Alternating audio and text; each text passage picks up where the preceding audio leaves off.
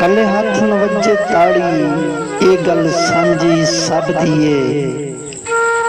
ਨਿੱਤ ਫਿਰ ਜਿੱਥੇ ਤੂੰ ਤੂੰ ਮੈਂ ਕੰਧ ਵੀ ਉੱਥੇ ਵੱਜਦੀ ਏ।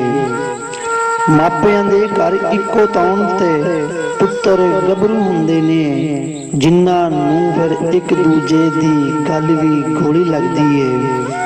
ਮਾਪੇ ਨਹੀਂ ਕਮਾਪੇ ਹੁੰਦੇ, ਪੁੱਤਰ ਹੋਏ ਕਪੁੱਤਰ ਵੇਖੇ।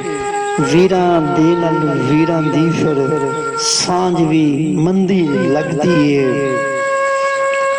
ਕਲਾ ਕਲੰਦਰ ਵਸੇ ਜਿੱਥੇ, ਕੜਿਓਂ ਪਾਣੀ ਨਸੇ ਉੱਥੇ।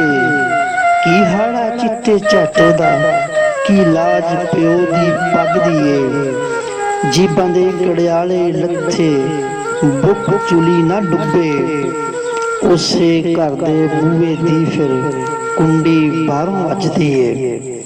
ਅਕਲ ਨਾ ਹੋਵੇ ਤੇ ਫਿਰ ਮੌਜਾਂ, ਅਕਲ ਹੋਵੇ ਤੇ ਸੋਚਾਂ। ਜੱਗ ਪਾਉਂਦਾ ਜਿਸ ਖਾਣਾ ਪਾਣਾ, ਉਹਨੂੰ ਸੋਭਾ ਜਗਦੀ ਏ।